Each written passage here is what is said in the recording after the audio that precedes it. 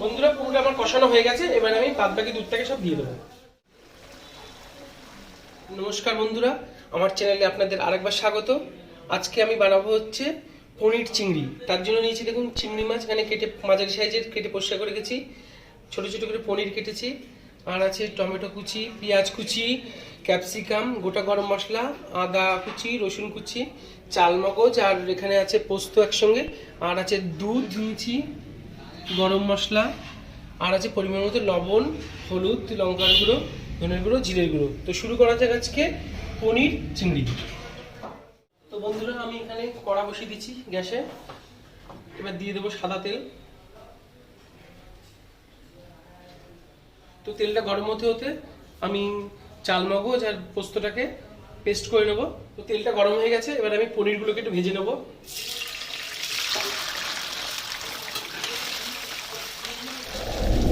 দিয়ে দেবো আমি একটু সামান্য লবণ, দিয়ে পনিরটাকে একটু ভেজে নেবো। তো বন্ধুরা পনিরের একটা অন্যরকম রেসিপি দেখাচ্ছি, পনির দিয়ে চিংড়ি। তো আপনারা প্রথম থেকে শেষ পর্যন্ত আমার সাথে থাকুন। তো পনিরগুলো আমার ভাজা হয়ে গেছে, খুব বেশি লাল করে ভাজবো না আমি। এবার পনিরগুলো তুলে নেবো। পনিরগুলো ভাজা হয়ে গেছে, এবার আমি এই চিংড়ি মাছগুলো দিয়ে দেবো, ভেজে নেবো। চিংড়ি মাছগুলো দিয়ে দিচ্ছি, ভাজা হচ্ছে। এবার আমি এই তেলের মধ্যে দিয়ে দেবো গোটা গরম মশলা, দিয়ে দেবো তেজপাতা। গোটা গরম মশলা বলতে আমি কিন্তু এলাচ ব্যবহার করেছি, আপনার চাইলে দারচিনি বা লবঙ্গ ব্যবহার করতে পারেন। আমি কিন্তু চিংড়ি মাছটা ভেজে আলাদা করে তুলবো না, এটার মধ্যে কিভাবে রান্না করছি আপনারা দেখতে পাবেন। আমি চিংড়ি মাছটাকে নুন হলুদ মাখিয়ে রেখেছিলাম, তারপরে দিয়ে দিচ্ছি ওই তেলের মধ্যে গোটা এলাচ, তেজপাতা। তো চিংড়ি মাছটা ভাজা হয়েছে, এবার আমি এর মধ্যে দিয়ে দেবো পেঁয়াজ কুচি,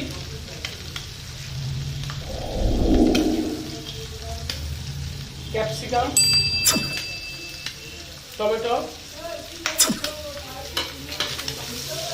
বন্ধুরা এটা একটা ইউনিক রেসিপি, চিংড়ি মাছ দিয়ে পনিরের এই আইটেমটা। আমি কিন্তু চিংড়ি মাছটা আলাদা করে তুলে রাখিনি। চিংড়ি মাছের মধ্যে দিয়ে দিচ্ছি গোটা এলাচ, তেজপাতা, আর দিয়ে দিলাম ক্যাপসিকাম, পেঁয়াজ কুচি, টমেটো কুচি। এবার দিয়ে সব এগুলোকে আমি ভাজবো।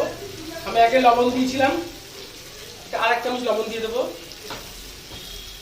তো বন্ধুরা আমি পনির চিংড়িতে কি কি ইউজ করছি মশলা, আপনারা প্রথম থেকে শেষ পর্যন্ত দেখতে থাকুন, এবং লাস্টের একটা মজার জিনিস দেওয়ার আছে, সেটা আপনারা দেখতে থাকবেন অবশ্যই কি দিচ্ছি এর মধ্যে। অনেকেই আমরা চিংড়ি পনির বিভিন্ন রকম ভাবে খাই, কিন্তু আজকে আমি পুরো পনিরের চিংড়িটা অন্যরকম ভাবে রান্না করছি, আপনারা দেখতে থাকুন। এবারে দিয়ে দেবো আদা বাটা, রসুন বাটা, দিয়ে দিচ্ছি 1 চামচ হলুদ, ধনের গুঁড়ো 1 চামচ, জিরের গুঁড়ো 1 চামচ, লঙ্কার গুঁড়ো পরিমাণ মতো, আপনারা যেমন ঝাল খাবেন তেমন লঙ্কার গুঁড়ো দেবেন। দিয়ে আবার এই মশলাটা দিয়ে আবার ভালো করে কষাচ্ছি। বন্ধুরা আমি সব রকম মশলা দিয়ে এটা কষিয়ে নিয়েছি।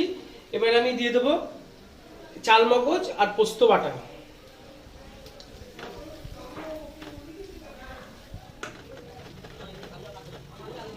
চালমগজ পোস্ত বাটাটা দিয়ে দিয়েছি, এটা ধুয়েও দিয়ে দিলাম আমি জলটা।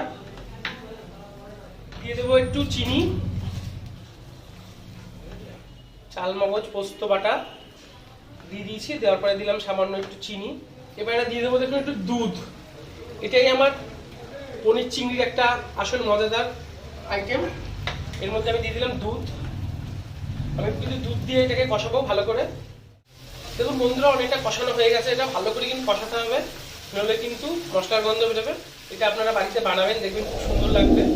এবারে আমি এর মধ্যে দিয়ে দেবো ভেজে রাখা পনিরগুলো।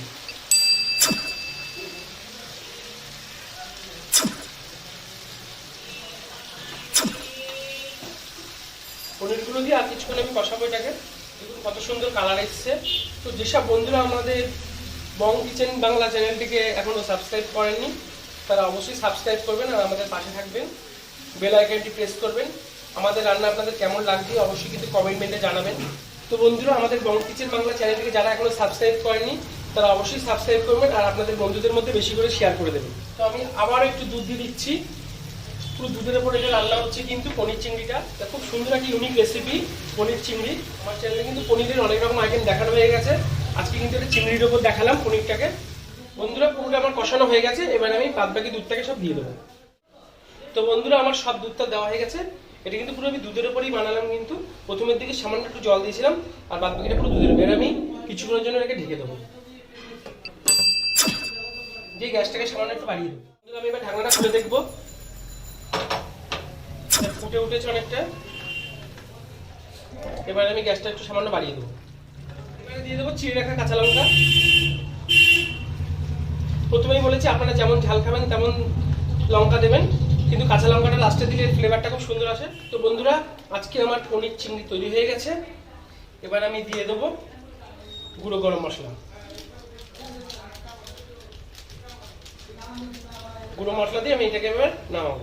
তো বন্ধুরা, যদি আজকে আমার পনির চিংড়ি আপনাদের ভালো লাগে, লাইক শেয়ার অবশ্যই কমেন্ট করবেন। আর যেসব বন্ধুরা এখনো আমাদের চ্যানেলটিকে সাবস্ক্রাইব করেনি তারা সাবস্ক্রাইব করে আমাদের পাশে থাকবে।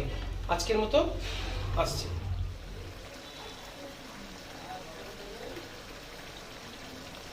প্রিয় দর্শক, আমি যখন দর্শক রহস্যের শুরু কিন্তু সেখানে দেখতে হলে চোখ রাখুন। ডিয়ার ভিউয়ার্স, জানতে হলে চোখ রাখুন আমার চ্যানেলে, সাবস্ক্রাইব করুন, লাইক কমেন্ট করে বন্ধুদের মাঝে ছড়িয়ে দিন।